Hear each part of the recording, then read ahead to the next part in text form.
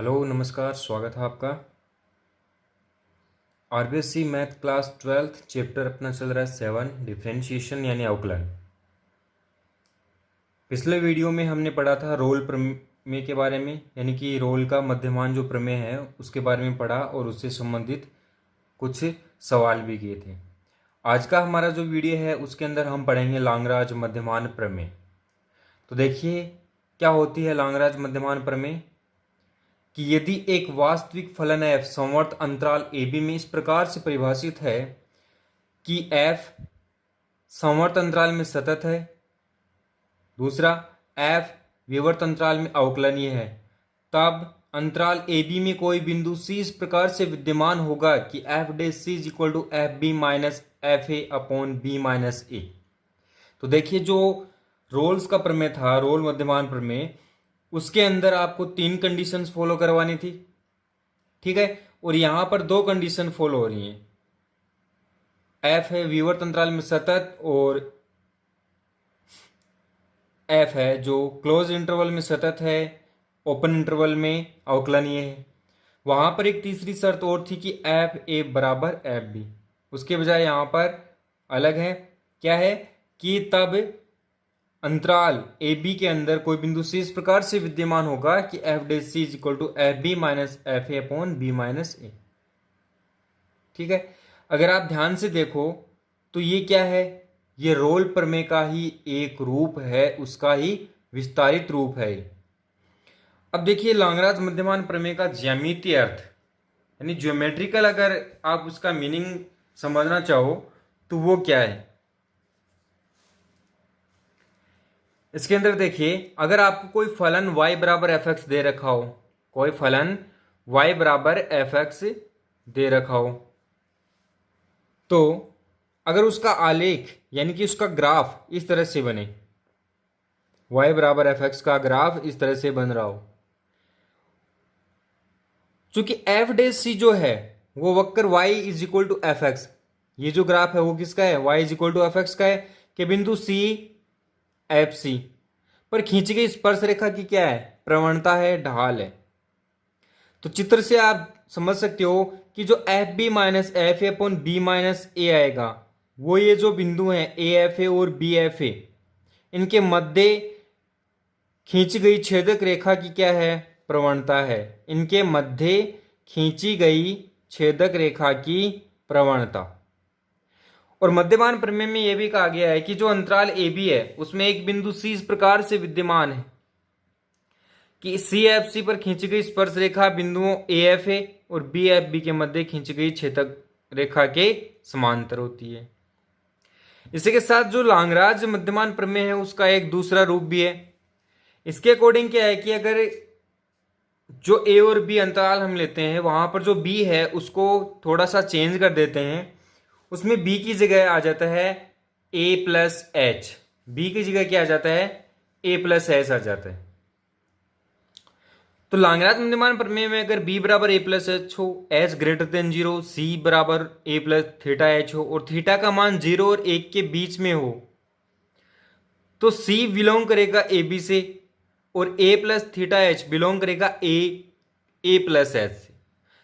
तब ये जो फॉर्मेट बनेगा वो लांगराज मध्यमान प्रमेय का बन जाएगा। और इसके अकॉर्डिंग क्या होगा कि यदि एक वास्तविक फलन f संवर्त अंतराल यानी closed interval a plus H में इस प्रकार से परिभाषित हो कि f संवर्त अंतराल में तो सतत है, विवर्त अंतराल में अवकलनीय, तब अंतराल 0-1 में यानी अंतराल 0-1 के अंदर कम से कम एक वास्तविक संख्या थीटा इस प्रकार से विद्यमान होगी कि f a प्लस एच बराबर f a plus h f dash a plus theta s, यानी ये जो रूप है वो लांगराज मध्यमान प्रमेय का ही रूप। अब एक विशेष बात यह है कि जो लांगराज मध्यमान प्रमेय हम पढ़ रहे हैं उसके अंदर अगर एफ ए बराबर एफ बी की कंडीशन लगा दें तो ये जो रूप है लांगराज मध्यमान प्रमेय वो किस में बदल जाएगा, रोल के मध्यमान प्रमेय में। किस में बदलेगा, रोल के मध्यमान प्रमेय में बदलेगा। किस तरह से बदलेगा, जैसे ही हम f B minus F a बराबर 0 रखेंगे तो f day c equal to क्या आ जाएगा, 0। और ये किसका रूप है, रोल मध्यमान प्रमेय का। देखिए एक्सरसाइज 7.6 का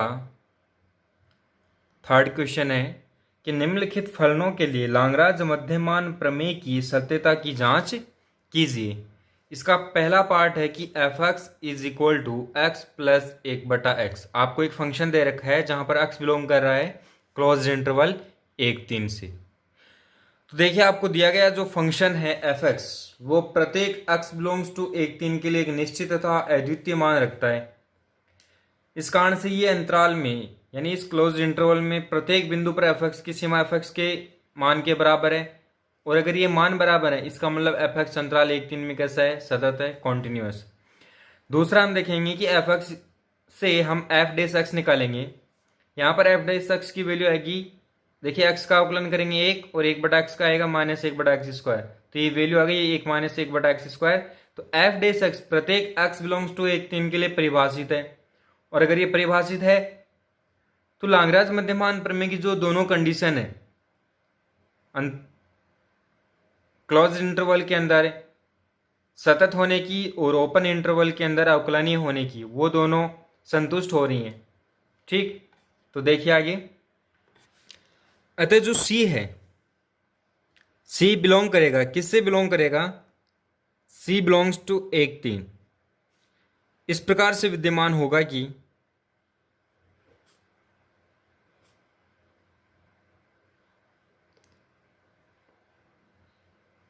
जो सी की वैल्यू है वो किस तरह से निकालेंगे हम कि f dash x is equal to F3 -1 F1/3 - 1। तो यहां से देखिए एफ डेस जो सी है, तो ये देखिए f dash c is equal to F3 - F1/3 - 1। तो 1 - 1/c² बराबर 3 + 1/3 -1 + 1/1/2।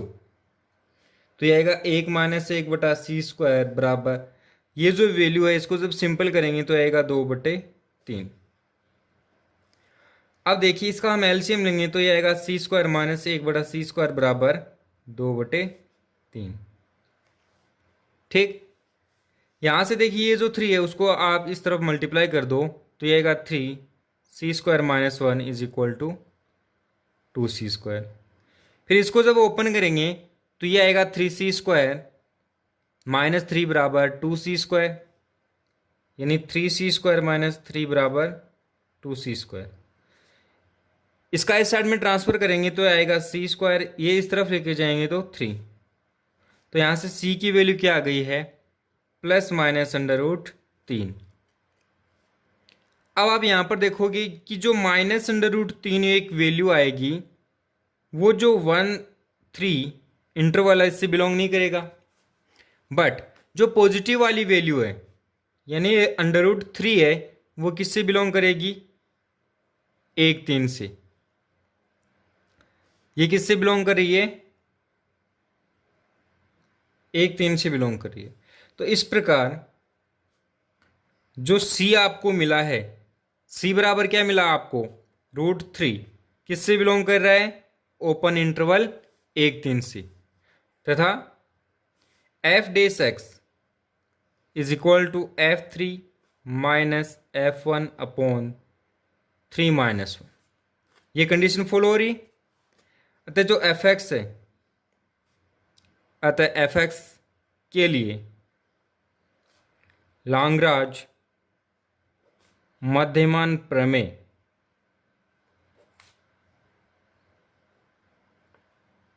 सत्यापित होता है। यानी ये जो दिया गया फंक्शन है उसके लिए लाग्रांज मध्यमान प्रमेय सत्यापित है। ठीक है, इसका बी पार्ट देखिए। इसके अंदर आपको एक फंक्शन दे रखा है f x is equal to x² - 4/x - 1 where x belongs to 0-2। तो ये जो फंक्शन है वो एक परिमेय फलन है। कैसा फलन है, परिमेय फलन। एफ एक्स एक परिमेय फलन है। अब ये जो परिमेय फलन है ये सतत होता है। परिमेय फलन सतत होता है। ठीक है, यदि कब उसका हर शून्य न हो, उसका हर शून्य न हो। देयरफॉर एफ एक्स है सतत है यदि x not equal to one, यानी ये हर है वो जीरो कब नहीं होगा, जब एक्स एक की इक्वल नहीं हो। ठीक है, बट परंतु जो एक्स है, एक्स बिलोंग कर रहा है किससे, जीरो दो। एक्स किससे बिलोंग कर रहा है, जीरो दो से बिलोंग कर रहा है, इसलिए f x x equal to एक पर परिभाषित नहीं है।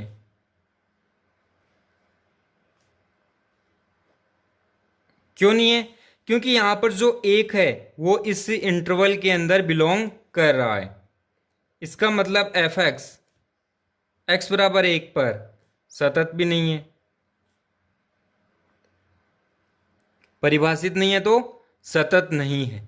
और जब ये सतत ही नहीं है तो ये जो लांगराज मध्यमान प्रमेय की पहली कंडीशन है वो फॉलो नहीं कर रहा है, और फॉलो नहीं कर रहा है तो इसके ऊपर लांगराज मध्यमान जो प्रमेय है वो लागू नहीं होगी। के लिए लांगराज मध्यमान प्रमेय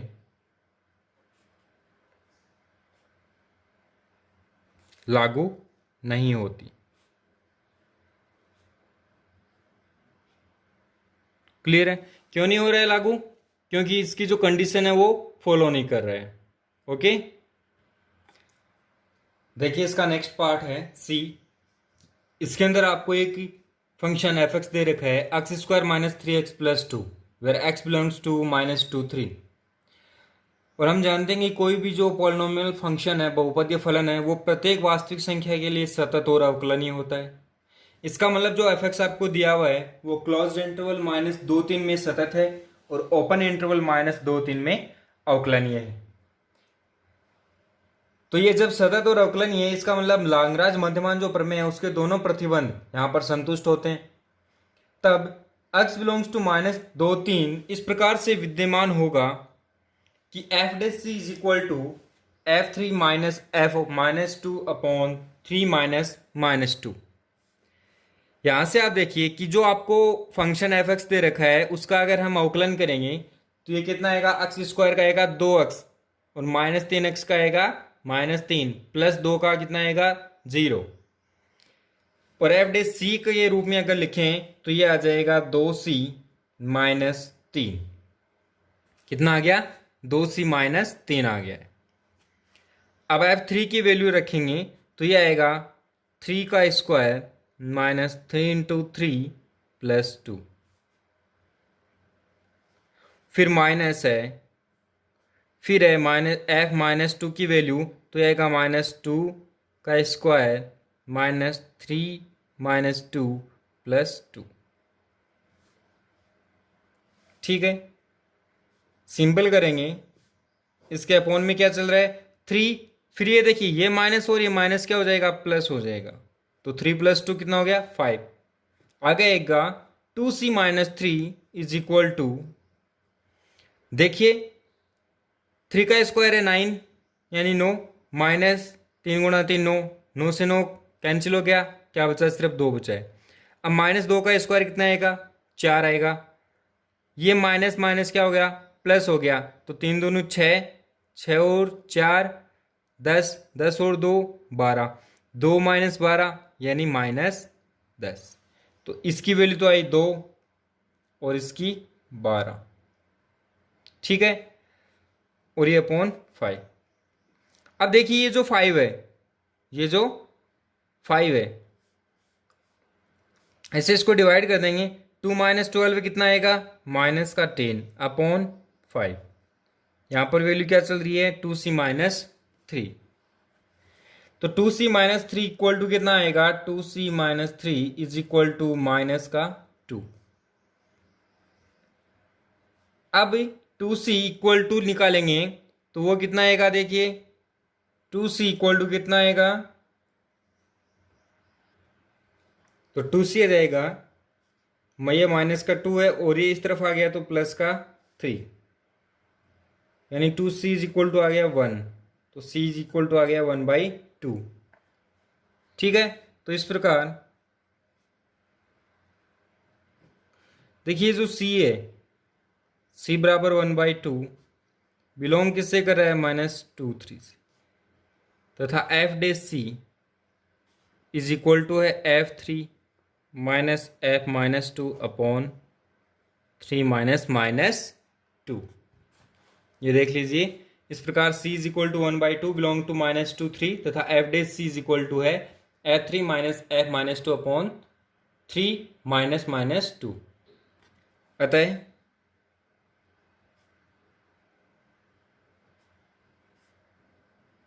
f(x) के लिए लाग्रांज मध्यमान प्रमेय सत्यापित होता है। क्लियर है? इसका डी पार्ट देखिए, इसके अंदर आपको एक फंक्शन दे रखा है f(x) is equal to 1/4x - 1। देखिए ये एक परिमेय फलन है और आपको पता है कि परिमेय फलन सतत होगा यदि उसका हर शून्य न हो। इसका मतलब f(x) सतत है यदि x नॉट इक्वल टू 1/4। अब देखिए ये 1/4 कैसे आए वो समझा देता हूँ। हर शून्य नहीं होना चाहिए, इसका मतलब f(x) इज इक्वल टू 0 अगर हो तो 4x बराबर कितना आएगा 1 और x बराबर कितना आएगा 1/4। इसका मतलब अगर शून्य नहीं हो इसका मतलब x नॉट इक्वल टू होगा 1/4। ठीक है, परंतु 1/4 डज नॉट बिलोंग्स टू 1/4, इससे बिलोंग नहीं कर रहा है। देखिए 1/4 की वैल्यू आएगी 0.25 और ये इसके अंतराल के अंदर नहीं है। ठीक है, इसका मतलब f(x) 1/4 में कैसा है, सतत है। अब हम इसका जब अवकलन करेंगे तो आपको f डे सक्ष क्या मिलेगा। देखिए 1/4x - 1 है तो 1/x का होता है -1/x², तो ये आ गया 1/x²। अब 4x - 1 का वापस से किया है तो 4x का कितना आ जाएगा 4। ठीक है, तो ये टोटल कितना आ गया -4/4x - 1 का होल स्क्वायर, जो अंतराल 1/4 के प्रत्येक बिंदु पर परिभाषित है। इसलिए f(x) अंतराल 1/4 में कैसा होगा, अवकलनीय। जब सतत है और अवकलनीय है यानी लाग्रांज मध्यमान प्रमेय के दोनों प्रतिबंध गए हो रहे हैं, संतुष्ट हो रहे हैं, तो आपको c बिलोंग 1/4 से इस प्रकार विद्यमान होगा कि f dash c is equal to F4 minus F1/4 - 1।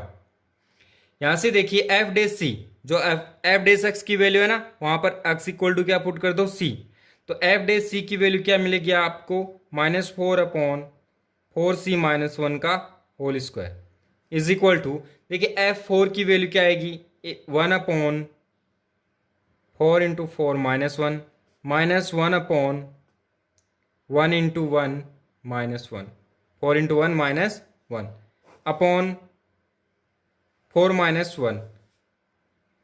ठीक है, तो देखिए जो 4 - 1 है कितना आया 3, 4 - 1 कितना आया 3, 3 को आप इस साइड में मल्टीप्लाई करेंगे तो 4 × 3 कितना आएगा -12 अपॉन 4c - 1 का whole square is equal to, अब देखिए ये वैल्यू कितनी आएगी 1/4 × 4 16 माइनस से कितना हो गया 15, तो 1/15 माइनस 4 × 1 4 - 1 3 1/3। ठीक है, अब हम इसको सिंपल करेंगे तो इस तरफ तो है -12/4c - 1 का होल स्क्वायर बराबर, यहां पर देखिए इन दोनों का एलसीएम कितना आएगा 15 आएगा, तो 1 - 3 से भाग जाएगा 5 बार तो 5, सिंपल करके लिखेंगे तो ये आएगा -12/4c - 1 का होल स्क्वायर बट -4/15। ठीक, अब देखिए अगर दोनों तरफ मैं -4 से भाग दे दूं तो माइनस माइनस कैंसिल हो जाएगा, माइनस से भाग दूंगा तो 4 से इसमें भाग दूंगा तो कितना आएगा 3/4c - 1 का होल स्क्वायर बराबर 1/15। ठीक है, अब हम इसका वज्र गुणा करेंगे तो देखिए ये आएगा 4c - 1 का होल स्क्वायर बराबर 15 × 3 45 आ गया। अब हम इसको ओपन करेंगे तो ये आएगा 16c² माइनस 8c माइनस 44 बराबर 0। कैसे आया? थोड़ा सिंपल करके बता देता हूँ। 16c² माइनस 8c प्लस 1 बराबर 45 आएगा। उसका मैं इस तरफ पक्षांतरण कर दूंगा, कितना आएगा? -44। अब 4 से इस पूरे के अंदर हम भाग दे देंगे। 4 से भाग देने पर 4 से जब भाग देंगे तो ये आएगा 4c² माइनस 2c माइनस 11 बराबर 0। देखिए ये एक द्विघात समीकरण बन गई। कैसी समीकरण है? द्विघात। तो श्रीधराचार्य सूत्र से हम इसका हल निकालेंगे तो ये c बराबर कितना आएगा? 2 प्लस माइनस √4 माइनस 4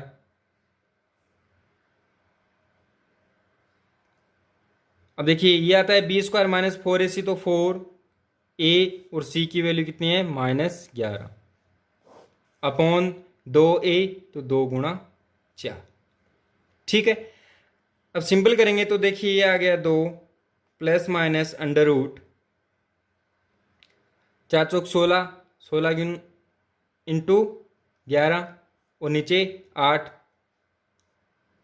तो ये वैल्यू आएगी 6√5 अपॉन 8। इसको आप सिंपल करके अगर 2 इसके अंदर से आप कॉमन लो तो ये आएगा 1 प्लस माइनस 3√5 अपॉन 4।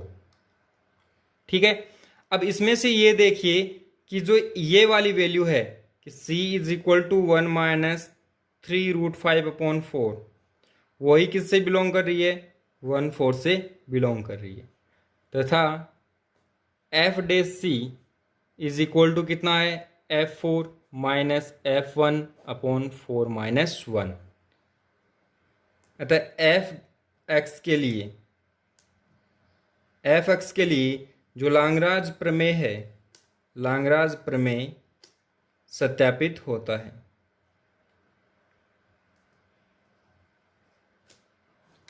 f(x) के लिए लाग्रांज प्रमेय सत्यापित होता है। ठीक है, तो ये था लाग्रांज मध्यमान प्रमेय और उससे संबंधित महत्वपूर्ण प्रश्न। Thank you for watching.